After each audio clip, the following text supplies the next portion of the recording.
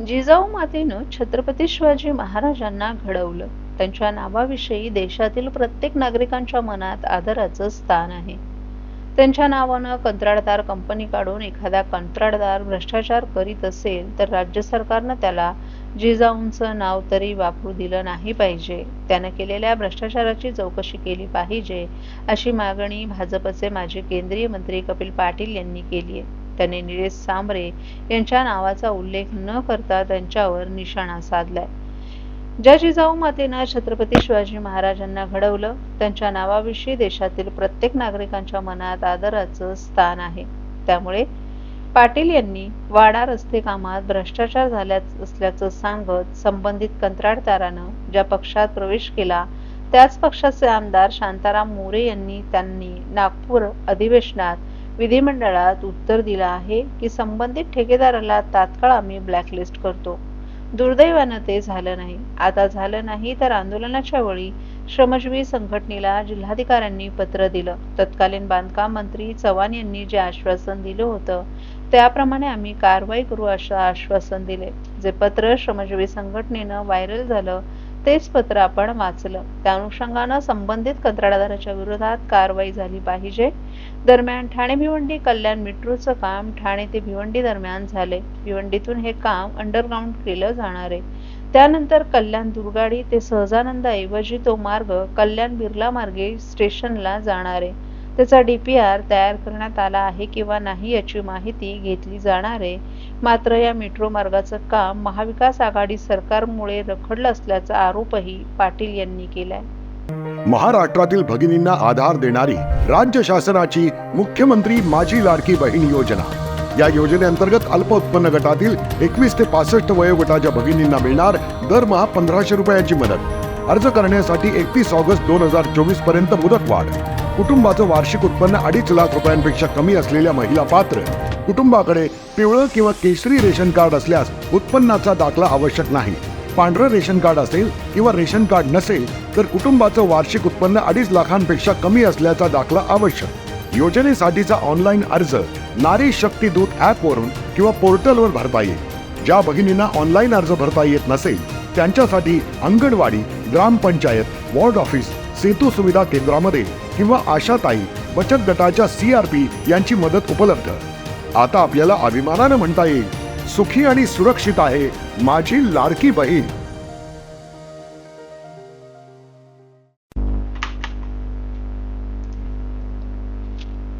मुख्यमंत्री देवेंद्र फडणवीस यांच्या मार्गदर्शनाखाली आणि मुख्यमंत्री सचिवालय, मुख्यमंत्री सहाय्यता निधी तसंच धर्मादाय रुग्णालय मदत कक्ष यांच्या संयुक्त विद्यमानं आज ठाणे शहरात मुख्यमंत्री सामुदायिक आरोग्य शिबिराचं आयोजन करण्यात आलं होतं.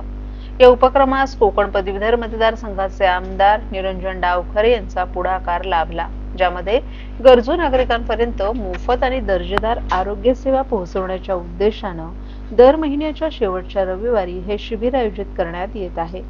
आजच्या शिबिरात 2500 पेक्षा अधिक नागरिकांनी नोंदणी केली, तर शिबिरात अनेक चाचण्या आणि रोगनिदानही करण्यात आलं.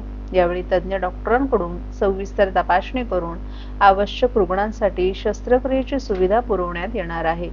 यामध्ये आज रक्त, लघवी आणि ECGची तपासणी आणि आयुष्यमान भारत कार्ड नोंदणी करण्यात आली. शिबिराजवळ पंतप्रधान नरेंद्र मोदी यांच्या मन की बात या कार्यक्रमाचं थेट प्रक्षेपण करण्यात आलं, ज्याला नागरिकांनी विशेष असा प्रतिसाद मिळाला.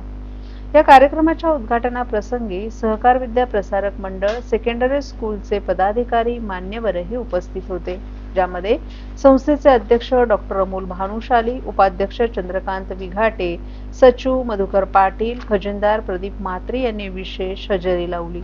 तसंच यावेळी ठाणे जिल्हा भाजपमधील अनेक मान्यवरही उपस्थित होते. ठाणे जिल्हा माजी महापौर अशोक भोईर, माजी ठाणे शहर जिल्हा अध्यक्ष संजय वाघोले, कोकण पदवीधर प्रकोष्ठचे सचिव मोरे, माजी नगरसेवक डॉक्टर मडवी, माजी नगरसेवक मनोहर डोंबरे तसंच अनेक पदाधिकारी आणि मान्यवर कार्यकर्तेही उपस्थित होते. यावेळी हृदयरोग, छातीविकार, ज्यामध्ये फुफ्फुस तपासणीसाठी विशेष सेवा उपलब्ध करावी अशी मागणी डॉक्टर भानुशाली यांनी केली. आरोग्य सेवा ही प्रत्येक नागरिकांचा मूलभूत हक्क आहे आणि ती सुलभपणे सर्वांपर्यंत पोहोचावी यासाठी राज्य सरकार कटिबद्ध असल्याचं मान्यवरांनी सांगितलं. या उपक्रमामुळे दुर्बल, मध्यमवर्गीय आणि गरजू नागरिकांसाठी मोठा दिलासा मिळाला असून राज्य शासनाच्या आरोग्यविषयक प्रयत्नांप्रती नागरिकांनी समाधान व्यक्त केलं.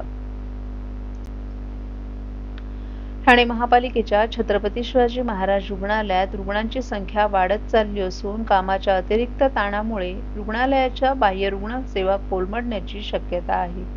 पावसाळा सुरू झाल्यानं ओपीडीवर सध्या विविध आजारांवर उपचारासाठी येणाऱ्या रुग्णांची गर्दी होऊ लागली आहे. रुग्णालयात सध्या 4,450 रुग्णांवर उपचार सुरू आहेत. मात्र ओपीडीवर येणाऱ्या रुग्णांचा ताण वाढला असून दररोज 2,200हून अधिक रुग्ण येत आहेत. यामध्ये ग्रामीण भागातील रुग्णांची संख्या मोठ्या प्रमाणावर आहे. कळवा छत्रपती शिवाजी महाराज रुग्णालयात यापूर्वी येथील ओपीडीवर 1,500 ते 1,700च्या आसपास रुग्ण उपचारासाठी येत होते. मात्र पावसाळ्यात विविध साथीचे आजार उद्भवतात. या पार्श्वभूमीवर येथील ओपीडीवर येणाऱ्या रुग्णांची संख्या 2,000 ते 2,250 पर्यंत गेल्याचं दिसून येते. यामध्ये थंडी, ताप, डोळे येणं, कानदुखी, अतिसार आदी आजारांच्या रुग्णांची संख्या मोठ्या प्रमाणावर आहे. अतिदक्षता विभागात हीच परिस्थिती आहे. 22 जुलै रोजी येथे 398 रुग्णांवर उपचार करण्यात आले, तर रोजच्या रोज नव्यानं रुग्ण विविध आजारांवर उपचारासाठी दाखल होत आहेत. या रुग्णालयातील बेडची क्षमता 500च्या आसपास आहे. 22 जुलै रोजी 477 रुग्ण येथे उपचारासाठी दाखल झाल्याची माहिती आरोग्य विभागाकडून देण्यात आली आहे. पावसाळा असल्यानं आता साथरोगांच्या आजारांच्या संख्येत वाढ होण्याची शक्यता आहे.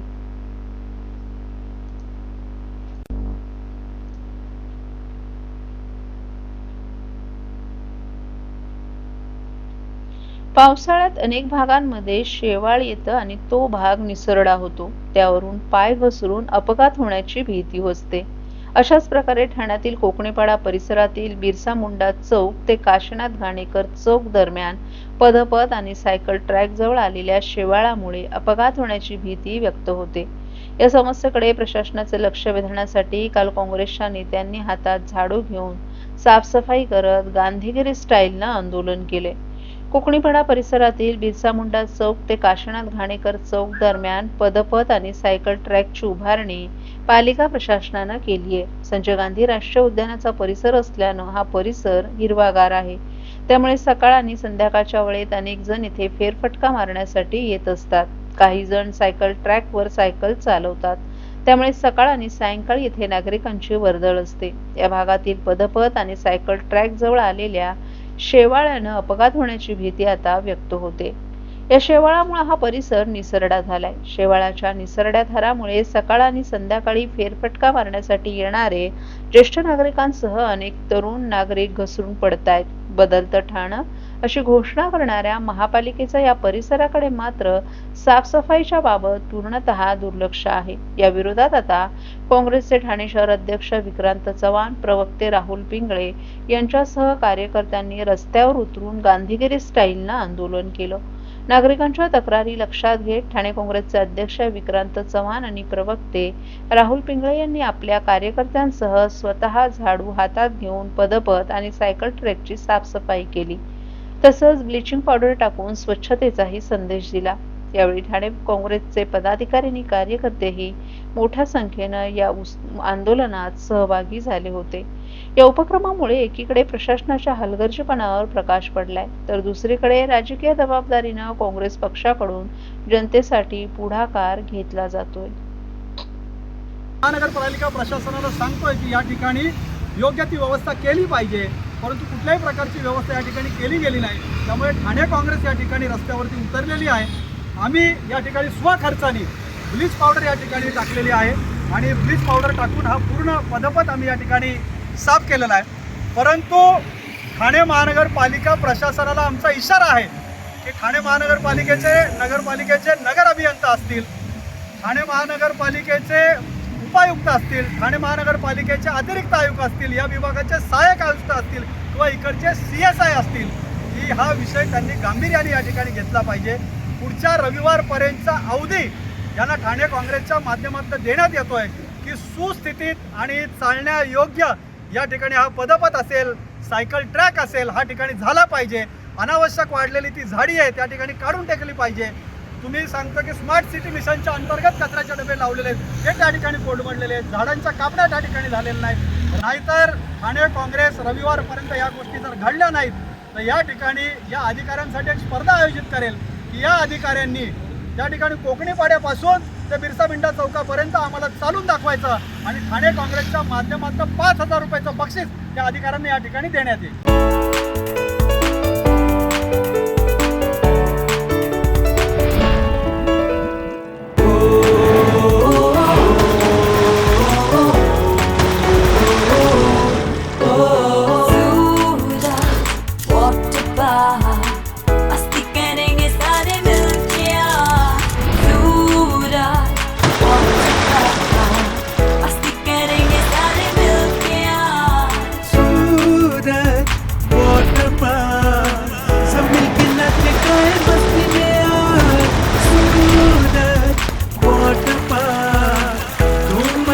सब मिलके आज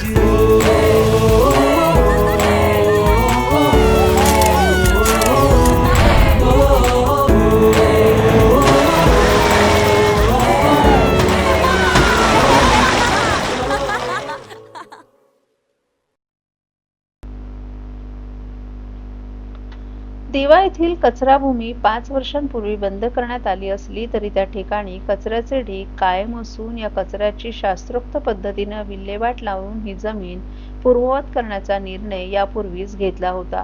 दिवा कचराभूमीवर कचरा टाकणं बंद करण्यात आले, परंतु त्या ठिकाणी यापूर्वी टाकण्यात आलेला कचरा कायम आहे. या कचऱ्याला आग लागून धूर परिसरात पसरतो. या ठिकाणी मिथेन वायूचं प्रमाणही अधिक प्रमाणात आढळून आले. त्यामुळे कचराभूमी बंद झाली असली तरी येथील लोकांचा त्रास काही कमी झाला नाही. ही कचराभूमी बंद केल्यानंतर तेथील कचरा हटवून ती जमीन पूर्ववत करण्याचा निर्णय पालिका प्रशासनानं घेतला होता. या कामासाठी पालिकेनं प्रस्तावही तयार केला होता.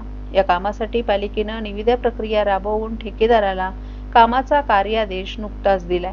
दिवा कचराभूमीवर साठलेल्या कचऱ्याचं वर्गीकरण केलं जाणार आहे. ओला, सुका कचरा आणि माती वेगळी केली जाणार आहे. तसंच येथील कचऱ्याची शास्त्रोक्त पद्धतीनं विल्हेवाट लावली जाणार आहे. यानंतर ही जमीन पूर्ववत केली जाणार आहे. यासाठी 1.5 वर्षाचा कालावधी लागण्याची शक्यता आहे.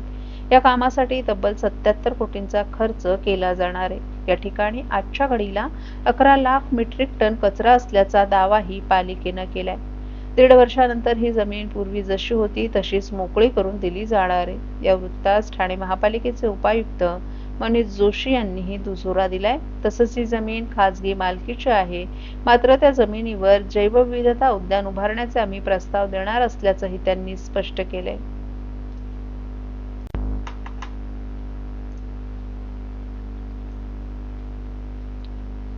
श्रावण महिन्याच्या पहिल्या सोमवार निमित्त ठाण्याचं ग्रामदैवत कोपिनेश्वर मंदिरात आज माजी खासदार राजन विचारे यांनी दर्शन घेतलं.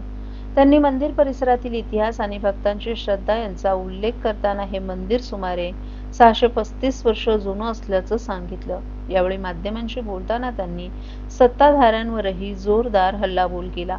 देशात आणि महाराष्ट्रात भ्रष्टाचारानं उच्चांक गाठलाय. शेतकरी, ठेकेदार आत्महत्या करत आहेत. रस्त्यावर खड्डे आहेत, परंतु सरकारला त्याचं काहीही देणं घेणं नाही. सुप्रीम कोर्टामुळे 3000 कोटींचा भ्रष्टाचार उघड झालाय असा आरोपही त्यांनी केला. विचारे यांनी उपमुख्यमंत्री योगेश कदम यांच्यावरही टीका केली. जे सगळ्यांना पाठीशी घालतात त्यांनाच आता पाठीशी घालायची वेळ आली आहे. ठाकरे नेत्यांनी राज्यपालांची भेट घेतल्यानंतर मंत्रिमंडळावर टीका करताना जर फेरआढावा घेतला तर फडणवीसांशिवाय कोणीच मंत्रिपदावर टिकणार नाही असंही त्यांनी सांगितलं. भाजपवर हल्ला चढवत त्यांनी स्थानिक स्वराज्य संस्थांमध्ये भाजपची बी टीम असल्याचा आरोप केला आणि ठाण्यात गुंडराज प्रस्थापित झाल्याचंही सांगितलं. गुंडांवर पोलिसांना सलाम करावा लागत आहे. ड्रग्ज टपऱ्यांवर खुलेआम मिळत असल्याचंही त्यांनी सांगितलं. महापालिका निवडणुका लांबणीवर टाकण्याबाबतही त्यांनी नाराजी व्यक्त करत 10 वर्ष झाली तरी निवडणुका घेतल्या जात नाहीत. प्लॅन ABC कितीही करा, जनता ठरवेल पुढचं असा इशाराही त्यांनी सरकारला यावेळी दिला.